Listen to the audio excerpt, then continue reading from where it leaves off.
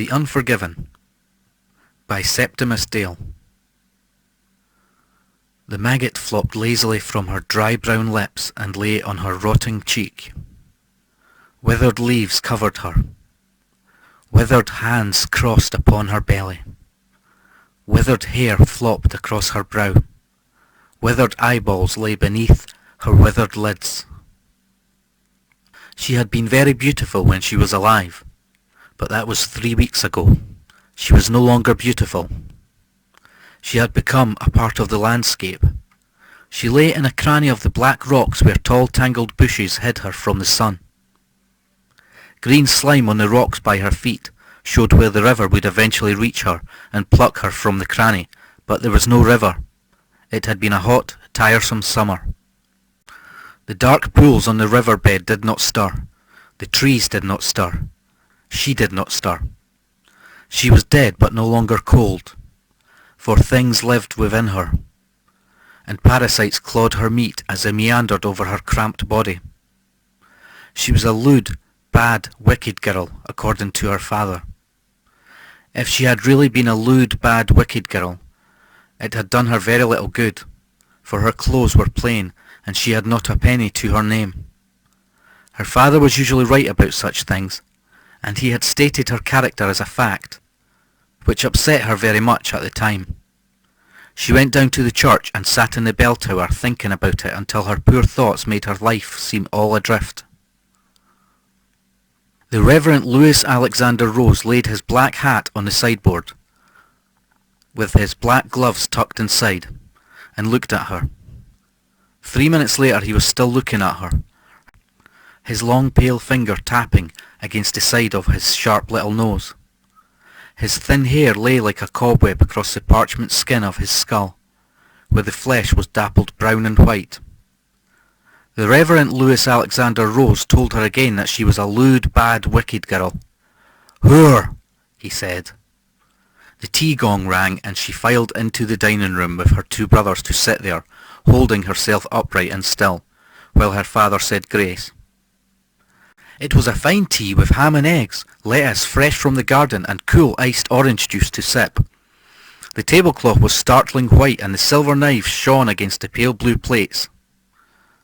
It was Sunday and tea was a ceremony that spread right out over the hour, with the Reverend Louis Alexander Rose smiling and joking with his wife and children, laughing and tapping his nose. He was a kind, jolly man. Her father said nothing to her, nothing at all. She sat on his right-hand side and he talked to the others as though she were no longer there. When he laughed, she laughed. When he frowned, she frowned. But when she spoke, he heard nothing at all. She rose and cleared the table and went with her mother to the kitchen, leaving her father alone with the 2 boys. Her mother did not dare speak to her. She felt pity for her mother because her mother was so afraid. Amy Rose was a small, dear woman with a small, dear mind that echoed her husband's anger and delight. Poor Amy Rose dried her dishes carefully, for they were the best set. She had so many things on her mind, and all of them concerned her wicked daughter and her husband, both of whom she loved very much.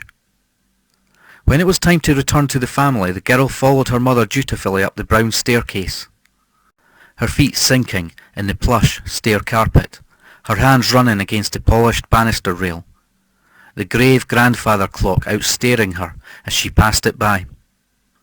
The girl sat by the window, looking out at the sea. She listened to her father reading and found herself almost asleep and watched by the wide eyes of her little brothers, who sat side by side on the sofa and stared at her as though she were somebody else. She smiled at them and they looked at their father and did not dare to look at her again.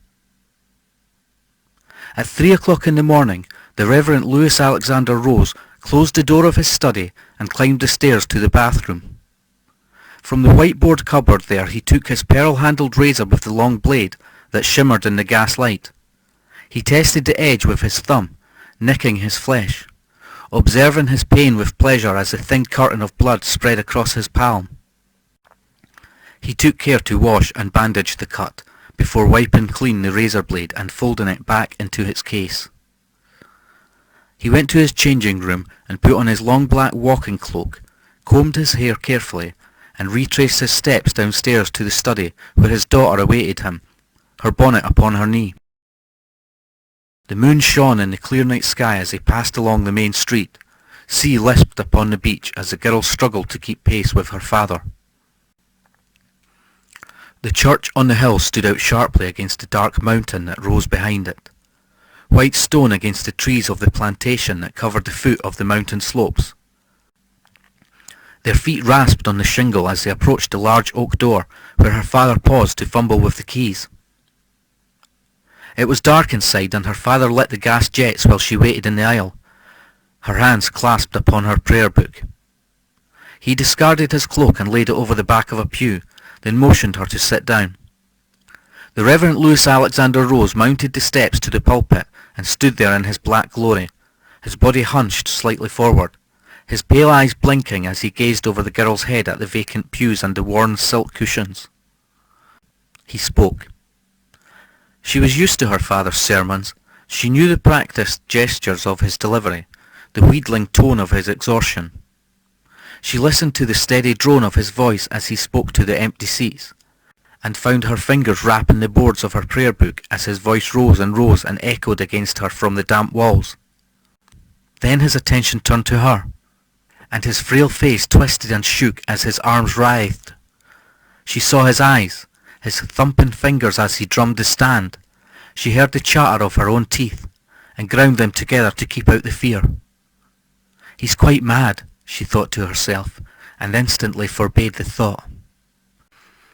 He saw her below him, small and white and evil with her brown boots peeking out beneath her dress, her white blouse gleaming where it showed through her wrap, her eyes inveigling him. Abruptly he stopped shouting.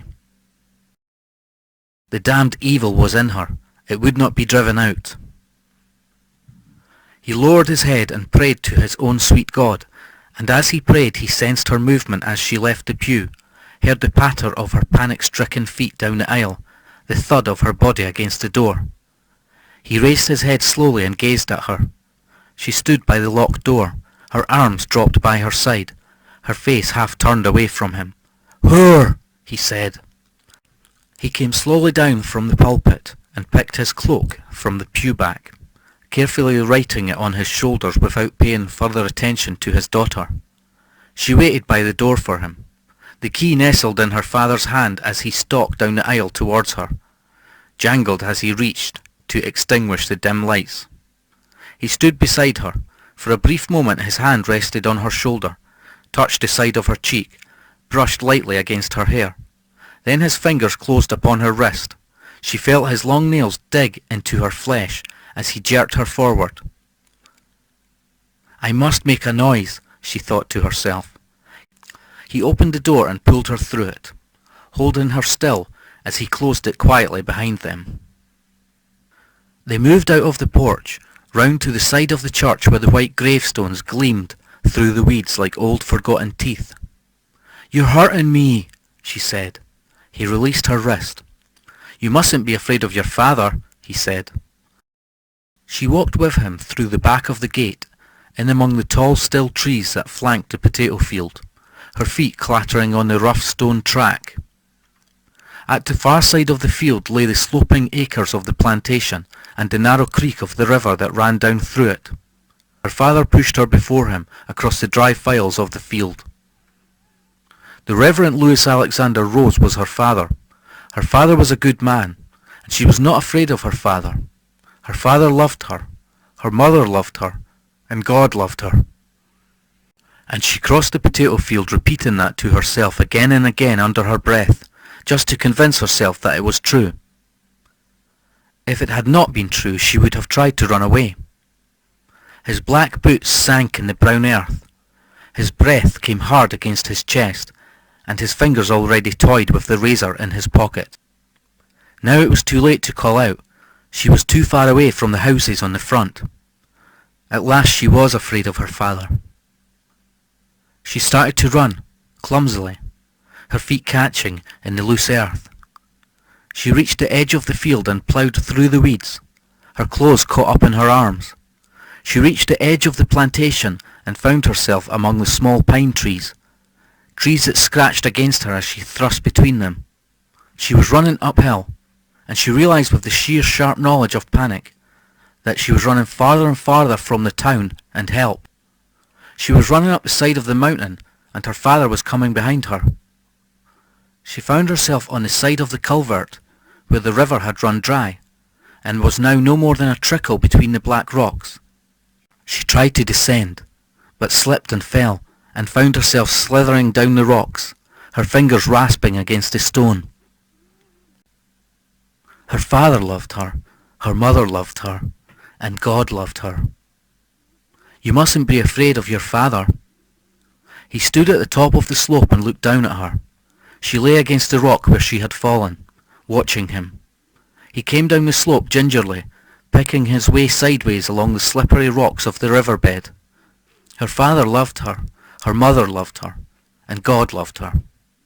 You mustn't be afraid of your father. He took out his handkerchief and dipped it into the water.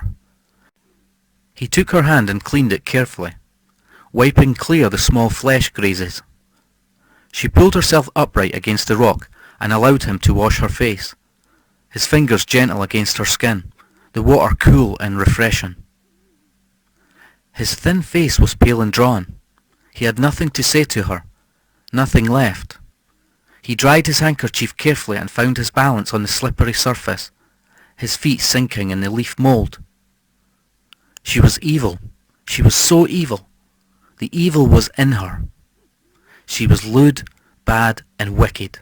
He saw her evil in her eyes, and her pretty face, and her long fine hair, and the way she folded his handkerchief and tucked it into her sleeve. Lewd, bad, and wicked.